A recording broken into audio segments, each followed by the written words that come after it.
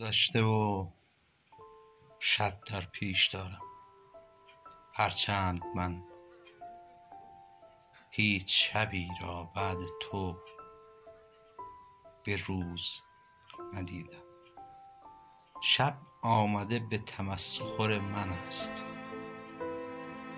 شب آمده و به تمسخر من است و تو خنده کنان با او. شاید به یاد من قرمه سبزی، شاید به یاد من تخم مرغ 2 نفره. نمیدانم، جایی از این قصه ما را تو دوش بکش.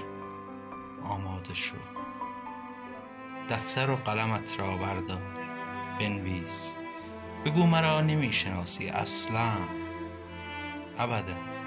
بگو هیچ کوچه ای را با هم نگشته ایم. بگو تو لعل لب مرا به کامت هیچ نچشیده ای. گو که به آغوش من اصلا که راه نگرفته بودی، یا که راه آغوش من اصلا نابلدی. گو چشم تو چشمم را به آشنایی هیچ نشانی ندارد. گو تو با من هیچ، گو تو با من هیچ، گو تو با من هیچ، گو تو با من هیچ نداری، هیچ دینی نداری. یار من نبوده ای یار من، معشوق من نبوده ای معشوق من. شاد از بودن با من نبوده ای بود و نبوده من. همه گردن من و تو مبراز هرچه بود. من همان بی وفا، من همان فراموشکار، من همان بی وفا، من همان فراموشکار، من همان اصلا هرچه تو بگوی. من همان بی یاد تو ای ماه روی گرفته من،